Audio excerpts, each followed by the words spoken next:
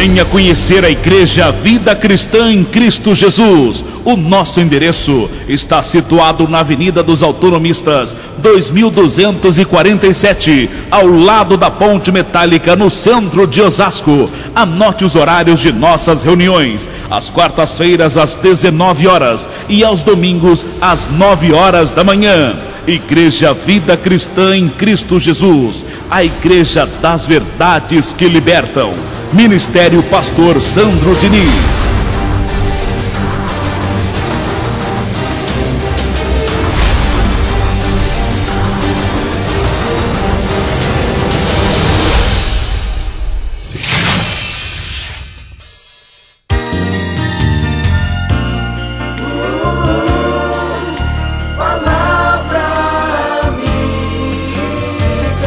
Com o seu amigo, Pastor Sandro Diniz, e a palavra de Deus para a sua vida. Graças a Deus. Amém. O tema de hoje tem por título, anote, você que trouxe o seu caderninho de anotações: as virtudes cristãs segundo o apóstolo Paulo. É o tema de hoje. Vou repetir: as virtudes cristãs segundo o apóstolo Paulo. E o nosso ponto de partida para esse tema maravilhoso está na primeira carta de Paulo aos Coríntios, capítulo 13, verso 1. Quantos acharam? Diga graças a Deus. E assim diz o Evangelho, na primeira carta de Paulo aos Coríntios, capítulo 13, verso 1. Ainda que eu fale as línguas dos homens e dos anjos, se não tiver amor, serei como o bronze que soa, ou como o símbolo que retine. Ou seja, apenas um metal que fala, mas que não edifica nada, não modifica nada, não transforma nada. Assim é aquela pessoa que não tem o amor de Deus ativado em sua vida. Ela pode falar de Deus, mas se não há amor aí, de nada vale, de nada aproveita. Verso 2: ainda que eu tenha o dom de profetizar. Profetizar não é fazer adivinhações a respeito do futuro. Alô? Profetizar é fazer o que eu estou fazendo aqui. É pregar a palavra da graça como eu estou fazendo hoje com vocês. É anunciar as boas novas. Isso é profetizar. Se alguém um dia chegar para você falando: olha, eu sou profeta, hein? E eu trouxe uma revelação de Deus para você. Eu sou profeta e Deus está me revelando algo para eu dar para você. Foge disso aí, abençoado. Foge disso. Porque quando Deus quer falar com você, isso acontece através da palavra, da leitura na palavra dele. Como está acontecendo agora. Deus, através deste tema, desta leitura, está falando com você. É assim que acontecem as profecias. Amém? Então tenha muito cuidado com essas pessoas que chegam com esse tipo de atitude. Agora, se alguém chegar para você e dizer: olha, abençoado, eu meditei nessa palavra aqui, nesse verso, nessa evidência, e pensei muito em você, no momento que eu estava lendo a palavra de Deus. Eu estava lendo um salmo, por exemplo, e quando eu estava lendo, eu pensei muito em você, muito mesmo. E eu gostaria de dar para você esse verso, essa evidência. Eu gostaria de semear na sua vida. Aí tem valor. Esse tipo de atitude edifica a sua vida, transforma. Agora, uma pessoa que chega para você do nada: olha, eu sou um profeta, aleluia, glória a Deus, Deus está me revelando algo muito forte, e é na sua casa, é no seu casamento. Xalabalaia, xalalaia. É na sua casa. Sabe o que eu vejo? É assim ou não é? Então, muito cuidado. E às vezes acontece no ponto de ônibus, hein? Isso já aconteceu comigo. Há muitos anos atrás, um abençoado chegou: olha, eu sou profeta, Deus está me revelando, hein? Foge disso aí, abençoado. Porque Deus, quando quer conversar com você, falar com você, Ele realiza isso através da palavra. Nunca se esqueça do que diz o livro do Apocalipse. Que Deus, quando quer dar o alimento para você, Ele realiza isso através do anjo da igreja. E você sentadinho aí confere coisas espirituais com coisas espirituais. Deus dá inspiração para o pastor, no momento que ele está meditando na palavra. Deus recolhe todos os pensamentos, aquela preocupação, aquilo que está incomodando você, enfim. Ele recolhe tudo, para no momento que o pastor está meditando, Deus dá inspiração para ele. E tanto é que a palavra vem e bate certinho com a sua necessidade, e você sai daqui feliz, transbordando de alegria. Nossa, hoje a palavra falou comigo. Parece que o pastor estava em casa e ouviu tudo que aconteceu e viu também. Então, é assim, abençoado.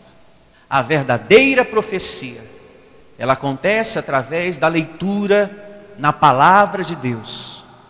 Não abra o seu coração para esse tipo de profecia que há aí fora em muitas religiões. Não abra o seu coração para isso. Eis que o Senhor me revela. Eis que o Senhor está me mostrando algo. E é lá no teu trabalho, hein? É lá no teu trabalho. Cuidado. Não receba. Anule isso da sua vida. E nem fique preocupado quando alguém trouxer uma palavra carnal. Olha, Deus está me revelando, mas é uma coisa ruim que vai acontecer, hein? E tem pessoas que ficam perturbadas com isso. É coisa ruim, hein? E é lá no teu emprego. Vai acontecer uma coisa, o Senhor está me mostrando. E o que mais tem?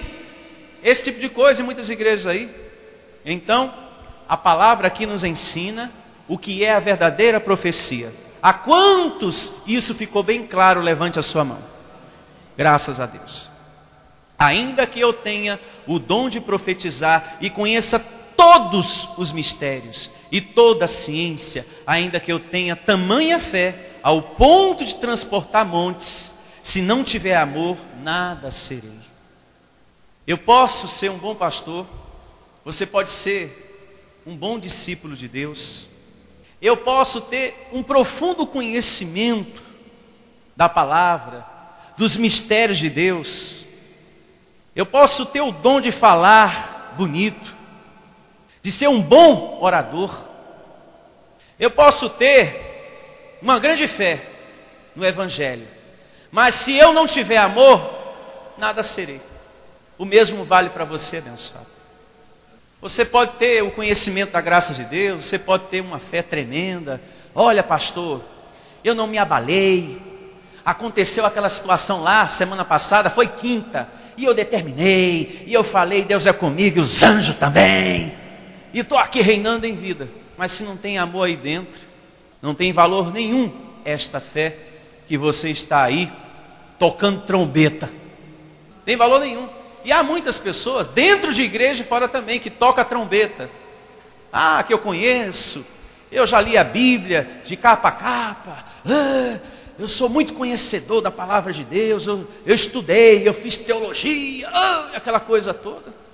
Mas é uma pessoa que guarda mágoa, rancorosa, vingativa, não perdoa.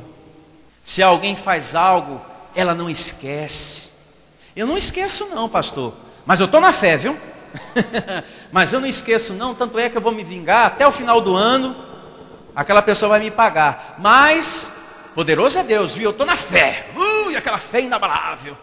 Mas eu vou ver aquela pessoa me pagar, aquela peste, aquela miserável, vai me pagar. Mas, a minha fé, ó, é uma rocha. Eu estou na rocha, pastor. Não tem valor nenhum isso aí que você fala.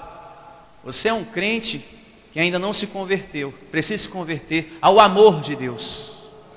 Quando o amor está acima de tudo, floresce em você paciência, floresce em você aquela fé que não esmurece.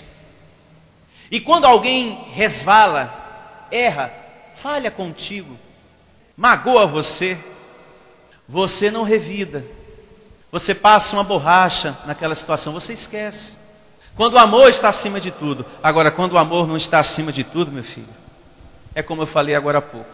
De nada vale você conhecer, de nada vale você ter tamanha fé, conhecer os mistérios, ter estudo, que é a ciência que diz aqui. Ah, pastor, estudei, viu? Estudei até tal série, depois fiz faculdade. Sou pessoa muito estudada, mas é uma pessoa que xinga todo mundo, chuta o gato, chuta o cachorro quando vê na frente. Ah, pastor, quando eu estou nervoso, quando eu estou nervosinha na rua, eu mando ver mesmo, viu? Fala aquele... Então veja, de nada adianta você ser uma pessoa tão estudada se você não tem educação, se você não respeita o seu semelhante. É o que a palavra nos ensina aqui. Abençoado. Quando a gente conhece a palavra de Deus, é tempo de dar bom testemunho. Tudo que nós vamos ler aqui aponta para isso. Se você está se alimentando de Deus, o amor de Jesus tem que estar ativado em você. Você que está aqui há tanto tempo sentado, ouvindo a palavra da graça, é tempo de você dar bom testemunho. Você não pode continuar com a velha criatura aí, ó, ativada, soltando fogo para tudo que é lado, igual um dragão. Tem que mudar. Você tem que mostrar fruto lá fora, e fruto aqui dentro também, né? Fruto. Já é tempo de testemunho. Quando Paulo aqui começa a falar essas palavras, ele quer dizer isso também.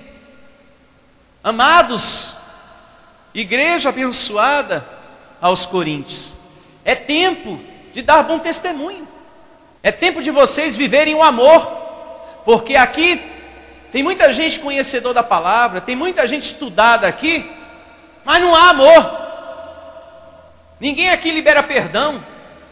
É um com raiva do outro, é um com ódio do outro, é um desejando mal para o outro. É gente egoísta, ele vai falar mais adiante. É gente avarenta, e mais isso e mais aquilo. Ele procura, através desse capítulo 13, sacar a medida, ativar o espiritual, para que as virtudes daqueles cristãos despertassem.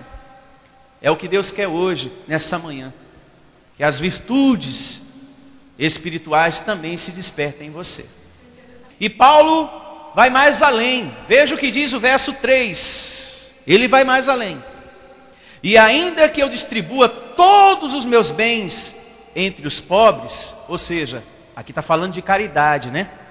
E ainda que entregue o meu próprio corpo para ser queimado, se não tiver amor, nada disso me aproveitará.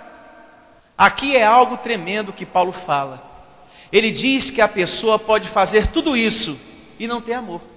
Ela pode ser uma pessoa caridosa, uma pessoa que ajuda os pobres, que ajuda a sua igreja, que dá dízimo e que dá oferta, mas pode não haver nessa pessoa amor, porque tem pessoas que fazem certas coisas dentro da igreja e fora por obrigação, não é por amor. E uma caridade, seja ela para o necessitado lá fora ou para a casa de Deus, no tocante a dízimos e ofertas, tem que ser por amor. Aí eu faço uma pergunta a todos vocês. Uma pessoa que dá dízimo, dá oferta, só pensando em receber, isso aproveita ela? Não aproveita. A mesma coisa aquela pessoa que dá algo para o outro, que ajuda o semelhante por interesse. Olha, pastor, eu estou fazendo tudo para o meu filho. Estou dando escola, estou dando caderno, estou dando isso, estou dando aquilo, mas ele vai ter que me sustentar na minha velhice todinha, hein? Ah, ele vai ter que fazer isso e aquilo, que ele nem pense que ele vai viver só para a mulherzinha dele, não. Ele vai viver para a mamãe dele, para o papai dele, que cuidou dele a vida inteira. Olha aí você fazendo as coisas por interesse, começando daí já. Pare para pensar. A gente tem que fazer as coisas para os nossos filhos, mas não pense, abençoado, em receber. As coisas têm que ser feitas por amor. Tem pai e tem mãe que faz e diz, olha, eu estou fazendo, hoje eu estou te ajudando, hoje eu estou dando escola para você, mas a minha velhice é você que vai cuidar de mim, viu? Você está me escutando, seu bandido? Você pensa que eu estou me matando à toa? Eu estou te dando comida, roupa, é para depois você cuidar de mim. Isso não é amor, isso é obrigação. O teu filho tem que te amar, mãe, você pai. Tem que fazer as coisas para você por amor e você para ele. Então quando a gente ajuda o nosso semelhante, quando a gente ajuda a casa de Deus, tem que ser estritamente por amor. E é aí que a gente recebe. Esse filho nunca vai se esquecer da mãe e do pai que ele tem. O tempo todo, a vida toda, a minha mãe se dedicou para mim. E agora é o momento de eu cuidar dela, porque ela já está velhinha, está cansada. E eu preciso ajudar a minha mãe, porque ela sempre me ajudou. Então assim funciona. Como também o momento que você ajuda a casa de Deus. Quando você faz por amor, o teu Senhor está vendo. Seja uma coisa pequena ou grande, Deus está vendo. Porque você fez por amor. Você fez o seu melhor. Agora, aquele que dá dízimos e ofertas e depois se arrepende por ter dado, isso agrada a Deus? Não. Mas há pessoas assim, que dá e depois se arrepende. Isso não aproveita, como diz aqui a palavra. Deus ama a quem dá com alegria. E quem dá com alegria, com amor, depois que dá a sua oferta, o seu dízimo, permanece alegre porque deu. Há pessoas que dão ofertas, mas que depois se arrependem por ter dado. Então isso não aproveita, como diz aqui a palavra. Não tem valor para Deus esse dízimo, essa oferta que você está semeando. Não tem nada melhor, um ponto importante, não tem nada melhor do que você receber um presente de amor, não é verdade? Pode ser um sanduíche, uma bala. Eu não digo nem um sanduíche, uma bala. Mas se foi dado com amor, tem valor, você gosta, você se alegra. Olha, pastor, foi uma bala que me deram, mas me deu com tanto amor, eu fiquei tão feliz. Quando é com amor, tem valor, abençoado. Assim acontece no campo espiritual. Quando você dá aquele dízimo, quando você dá aquela oferta, é com amor, Deus gosta e Deus prospera você. Outra questão importante: você não pode semear porque o pastor está falando. O pastor pediu, o pastor falou, mostrou na Bíblia, então toma, vai, está aí, falou que tem que dar dízimo, toma, toma logo. É por amor, abençoado, é por gratidão no seu coração. Deus tem sido generoso na tua vida, todo santo dia, Deus tem sido generoso na sua vida. Tem pessoas não, ele falou tanto, está falando tanto que tem que dar dízimo, então toma, vai. E já outros, o pastor fala tanto do congregar, porque eu tenho que falar, eu tenho que estimular você a ter uma busca às coisas de Deus. Eu não posso deixar o barco a Deus dará. A igreja tem que ser apacentada, e Deus realiza isso através da minha vida. Então eu tenho que exortar você a congregar. Aí tem pessoas que pensam, já que ele falou tanto que tem que congregar, então eu vou, né? Tem que ir. Não é tem que ir, é que você precisa de Deus. Deus não precisa de nenhum de nós, mas todos nós precisamos do Senhor. Então temos que ter esse reconhecimento. Como é bom ver uma pessoa que age por amor, que se dedica para Deus por amor. Quem ama a Deus tem que amar também a casa de Deus. Quem ama a Deus tem que ter compromisso com a casa de Deus. Tem pessoas que falam muito, eu amo a Deus, eu amo a Jesus, mas às vezes se esquece de cuidar da casa de Deus. Eu amo a minha igreja, amo a minha igreja, mas se esquece de cuidar das coisas de Deus. Às vezes viaja e se esquece do compromisso, do dízimo e da oferta. Antes de você viajar, deixa tudo organizado. Meu dízimo, a minha oferta, eu não vou dar quando eu voltar da viagem, não. Deixar a minha parte, o meu compromisso lá, direitinho, semeado na casa do meu Deus, e depois eu faço a minha viagem. É assim o proceder daquele que tem compromisso com a casa de Deus. Ele não deixa a casa de Deus entregue às moscas, abandonada. Ele que se vire com os outros irmãos lá, eu preciso viajar, eu preciso curtir. Sim, você vai viajar e você vai curtir essa viagem, mas cumpre o teu papel de cristão dentro da casa de Deus. Em primeiro lugar, as coisas de Deus. Verso 4, prosseguindo aqui, Paulo diz: o amor é paciente. Diga, eu recebo essa palavra. O amor é paciente. Como é bom a gente ver uma pessoa que é paciente com as coisas de Deus. Eu não vou falar da paciência pessoal que você deve ter, não, porque automaticamente a palavra já ensina isso, que você deve ter paciência na sua vida pessoal. Mas o que eu quero chamar a sua atenção é para a paciência que você deve ter para com as coisas de Deus, principalmente no momento que você congrega. O teu congregar tem que ser por amor. Tem pessoas que às vezes, não são todas, quando chega a hora do último verso, ela já vai guardando tudo, e ela nem lê, e ela nem acompanha, e ela quer ir logo, ó, embora. Eu entendo que às vezes você tem compromisso após a reunião, mas não é sempre. E por não ser sempre, você não pode deixar que isso se torne um vício na sua vida. Chegou o último verso, já vou guardando tudo aqui, amém, glória a Deus, vai logo pastor, lê, que eu já preciso ir embora. De nada vale isso para Deus, porque você não veio à casa de Deus congregar por amor. Quando a pessoa congrega por amor, ela nem se importa com o horário, porque ela tem sede, fome de congregar, fome da palavra. Ela só tem um pouco de preocupação quando aquele dia ela tem um compromisso. Aí sim, ela precisa sair logo, assim que termina a reunião. Mas ela não deixa aquela situação se tornar um hábito, um vício na vida dela. Hoje eu não tenho compromisso, mas também eu quero sair logo da igreja, eu quero logo ir para casa. Então isso não pode acontecer contigo. Tenha paciência. É uma virtude que eu declaro ativada na sua vida de cristão. Paciência. Paciência também para esperar as bênçãos, porque elas vão chegar, elas vão acontecer na tua vida em nome do Senhor Jesus. Tem pessoas que abandonam a fé porque não tem paciência para esperar e vão embora. Prosseguindo, verso 4: o amor é paciente, é benigno, o amor não arde em ciúmes, não se ufana, não se ensoberbece, não se conduz, muito importante esse ponto, não se conduz inconvenientemente.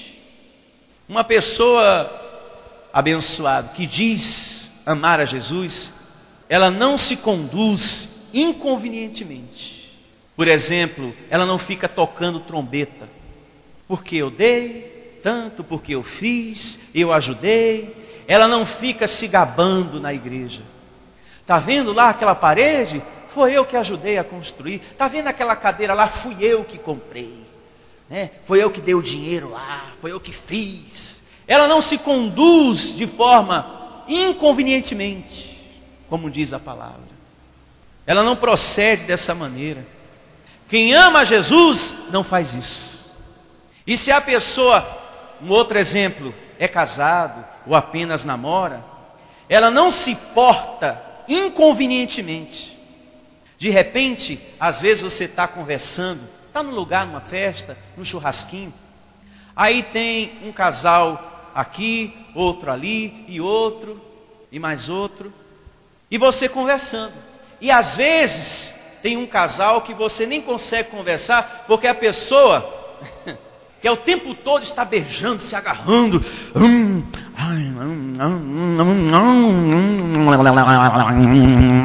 aquela coisa, e você não consegue conversar com aquela pessoa, porque ela não se porta. Isso é uma indecência, sabia? Imaginou você ir para um lugar, você cristão, você está ali com seu namorado, com a sua namorada, com o seu noivo, seja lá quem for, e outros casais e solteiros também, todo mundo conversando, querendo conversar com você, mas não consegue, porque você...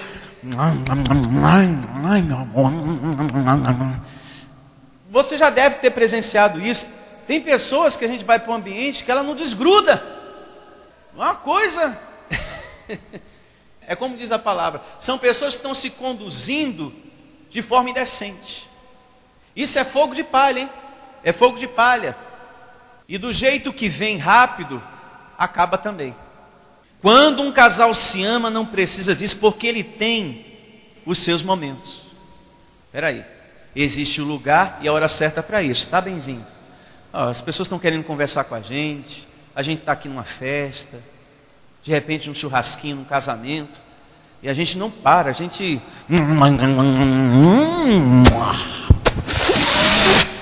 Aquela coisa, né, que todo mundo ali, você viu? Aquele casal ali não desgruda, né? É uma massa, olha aqui. Está todo mundo aqui curtindo a festa, já está terminando a festa, eles continuam lá no canto da parede, misericórdia, né, irmã? Oh, são cristãos lá da igreja, lá, aquela igreja lá, misericórdia. É falta de domínio também. São pessoas que estão se conduzindo de forma indecente. São pessoas que não estão sendo cristãs. A gente tem que ser cristão, a gente tem que se portar bem. Você que é casado, existe um momento certo para isso. Não é verdade, abençoado? Né? Não tem um momento certo, Benzinho. Cuidado com o fogo de palha, porque do jeito que sobe rápido, também desce. Fica quieto aí, abençoado de Deus. Vamos se conduzir, né, direitinho. O povo está vendo aí, viu? Aí tem gente que é assim, né? Aquela agonia, aquele vulco-vulco. Para tudo tem um momento e a hora certa. Eu me faço entender? Prosseguindo aqui a leitura, verso 5. Não se conduz o amor, hein? O amor de verdade não se conduz inconvenientemente. Não procura os seus interesses. O amor não pode ser o quê? Egoísta. Não pode ser egoísta. Não se exaspera. Não toma atitudes precipitadas. Né? Ela pensa, medita bastante naquilo que ela vai fazer ou falar. Muito importante esse ponto aqui. Não se ressente do mal. A pessoa fez o mal, mas o que está em Cristo, vivendo o amor do Senhor Jesus, não guarda mágoas, não guarda rancor. Porque o ódio, abençoado, causa brigas. Diz lá o livro de Provérbios, anote para ler em casa, capítulo 10, verso 12. Então quando você guarda uma mágoa de alguém, se isso cresce, isso vai virar uma briga depois. Muito cuidado. Você tem que dar frutos lá fora, em o nome do Senhor Jesus. Verso 6. Não se alegra com a injustiça, mas alegra-se com a verdade. O amor tudo sofre, tudo crê, tudo espera, tudo suporta. Mas eu digo uma coisa para você. O amor, tudo sofre, tudo crê, tudo espera, tudo suporta. Mas chega um momento que o amor precisa gritar, precisa falar da seguinte maneira: desse jeito não está certo as coisas. Desse jeito não. Isso você tem que falar para o filho, para o marido, para o namorado, para a esposa, para o familiar. Desse jeito não. Desse jeito as coisas não estão certas. Eu sou cristão, eu sou cristã, eu tenho esperado, eu tenho sofrido muito por causa dessa sua fraqueza, por causa dessa sua debilidade, por causa desse seu vício, eu tenho aguentado muita coisa de você, eu tenho te suportado, mas chega um momento, abençoado de Deus, e assim também é o amor de Deus Pai.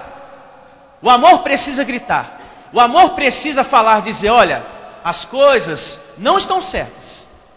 Não é desse jeito não. Tem que se acertar isso aqui. Eu não aguento mais. Porque o amor de Deus também grita. É só você ler a carta de Paulo aos Hebreus.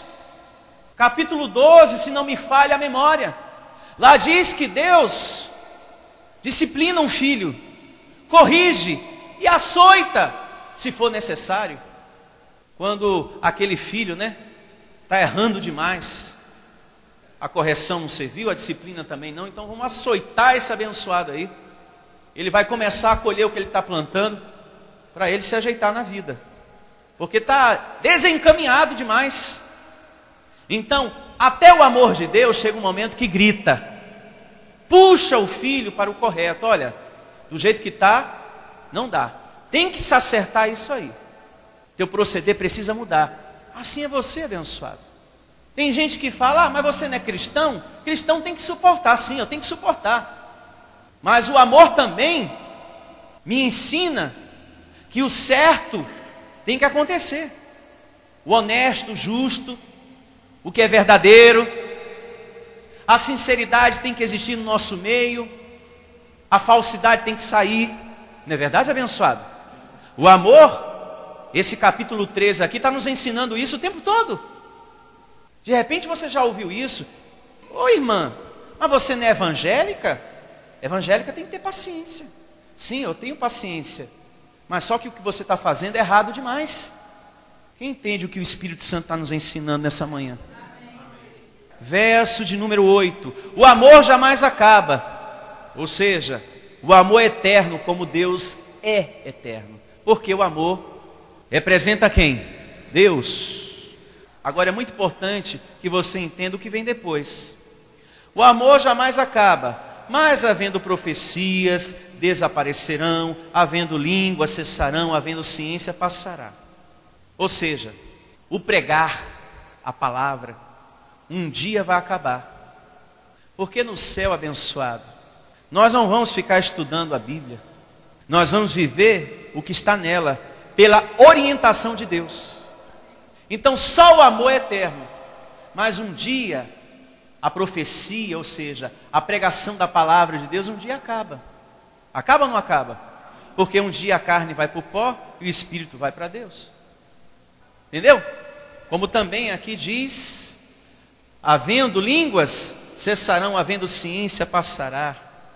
Nos céus não vai haver línguas estrangeiras. Lá no céu paraíso, nós vamos nos entender. Porque aqui é assim, né? Um país fala um idioma, já o outro, um outro idioma. E por conta disso, muitas pessoas não se entendem. Poxa, eu sou brasileiro, eu não consigo entender aquele que mora lá na Alemanha. Não consigo entender o que ele fala. Mas lá no céu paraíso, todos nós vamos nos entender. Porque só o amor vai ser eterno.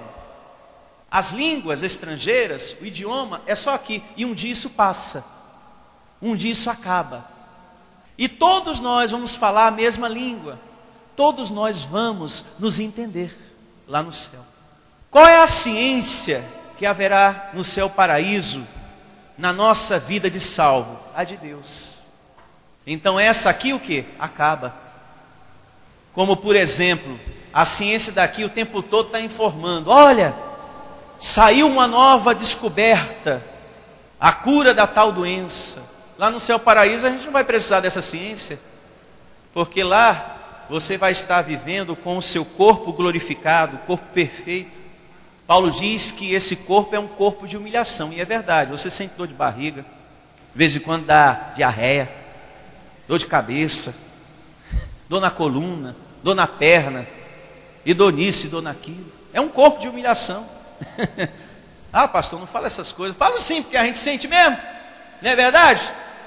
Sente essas coisas e outras. É corpo de humilhação. Mas o corpo glorificado que você vai receber não vai sentir nada disso. Então não vai precisar da ciência. Então um dia essa ciência vai passar. Tudo isso abençoado, um dia acaba. Igreja vai acabar, pastor, mensagem, bispo, tudo. Agora o amor, não. O amor é que vai permanecer para sempre. Porque aqui diz, olha, o amor jamais acaba, o amor é eterno. Mas um dia não vai existir mais igreja, porque quando você estiver com o Senhor não vai precisar disso mais. E nem de pastor, porque quem é que vai orientar todos nós? Deus. Um dia essas coisas acabam, passam, mas o amor não. Verso 9. Porque em parte conhecemos e em parte profetizamos. Quando porém vier o que é perfeito, então o que é em parte será aniquilado. É muito importante a gente entender esses dois versos aqui. Em parte você conhece o amor e a palavra de Deus, não é verdade? Que é a profecia, em parte. Até o conhecimento do amor conhecemos uma parte. Mas um dia vamos conhecer Deus por completo. Como também todos os mistérios de Deus. Em parte você conhece. Só uma parte só. Você não conhece tudo não. Só uma parte Deus está dando para a gente. Um pouquinho. Mas vai chegar um momento no céu paraíso que a gente vai conhecer todos os mistérios de Deus, porque Ele vai nos dar esse conhecimento. Tá certo? Verso 11. Muito importante esse versículo 11 para um cristão. Porque tem pessoas que ficam 10 anos, 20 anos, 30 anos numa igreja e continuam o quê? Meninos, infantilizados, robotizados. São igrejas que não evoluem, que não levam o cristão a crescer. E uma característica de uma pessoa que é menino na fé são essas pessoas que, por exemplo, têm medo do diabo, que só fala do diabo, só fala do fim do mundo, só fala do inferno, da besta do Apocalipse. Mas quando ela cresce, ela entende que Jesus venceu todo o mal. Amém? E deixa de ser menino, como diz aqui. Quando eu era menino, falava como menino, sentia como menino, pensava como menino. Quando cheguei a ser homem, desisti das coisas próprias de menino. Isso aconteceu com todos nós. No passado você falava tanto do diabo, tinha tanto medo desse ser. Hoje não. Você evoluiu, você cresceu. Você entendeu o que está escrito em Hebreus 2,14. Satanás deixou de ser, foi destruído para sempre. Porque nós aqui, na Igreja Vida Cristã, só cremos em um só Deus, o Senhor dos Exércitos. Só nele. Só nele. Com isso, você deixou de ser menino. Cresceu na fé, evoluiu espiritualmente. Graças a Deus. Verso 12. Porque agora vemos como em espelho, obscuramente, então veremos face a face. Agora conheço em parte, então conhecerei como também sou conhecido. Porque só no céu, na vida eterna, no paraíso abençoado, vamos ter o conhecimento perfeito de quem nós somos. Hoje você sabe que você é um ser espiritual vestido por um corpo de carne. É o que você sabe. E você está muito feliz por saber disso. Mas quando você estiver no céu paraíso, há muitas coisas ainda a respeito da tua vida espiritual, do teu anjo, para você conhecer. Só para você ter um entendimento, quando João, que escreveu o livro do Apocalipse, teve a visão do trono de Deus, a palavra de Deus diz que nós somos semelhantes a quem? A Deus, a Ele mesmo, segundo o Espírito. Então, quando João teve a visão do trono de Deus, ele não conseguiu expressar com palavras a glória, a grandeza espiritual de Deus. Então, hoje o que você sabe do seu anjo é pouco. Há muita coisa para você descobrir acerca da sua natureza espiritual, porque ela é gloriosa. Você hoje apenas sabe que você é um ser espiritual aí dentro desse vaso de barro. Mas ainda há muito a saber, a descobrir, a conhecer a respeito do seu homem interior. É só você ler em casa o capítulo 4 do livro do Apocalipse, que você vai perceber ali João tentando narrar o que ele estava vendo. Porque a presença espiritual de Deus era muito gloriosa, muito gloriosa. Em casa você pode ler. O seu lado espiritual abençoado é algo glorioso. E você já percebeu, isso acontece na medida que a gente vai descobrindo, na medida que a gente vai conhecendo a nossa verdadeira identidade. Você já percebeu que você só tem mais prazer mesmo nas coisas espirituais? Na medida que você vai evoluindo, crescendo espiritualmente, você passa a sentir mais prazer nas coisas espirituais. Isso tem acontecido comigo, eu creio que isso também está acontecendo contigo. Você compra algo material para você ou para a sua casa, você sente aquele contentamento, né, quando compra. Eu estou tão feliz que eu comprei aquele sofá, pastor. Eu estou tão feliz que a minha casa está sendo construída. Eu estou tão feliz com aquilo. Você fica contente por ter conseguido aquilo. Mas depois passa o prazer. Passa. Prazer mesmo, de verdade, a gente só sente nas coisas de Deus. Tanto é que depois você sente uma falta. Não vejo a hora de ir para a igreja, né? Não vejo a hora de eu ir para a casa de Deus, me alimentar da palavra de Deus. É porque aquele contentamento já passou, por ter tomado posse daquilo, daquele bem material. E você não vê a hora de ir para a igreja. Porque o que realmente traz prazer de verdade são as coisas de Deus. Guarde isso no seu coração.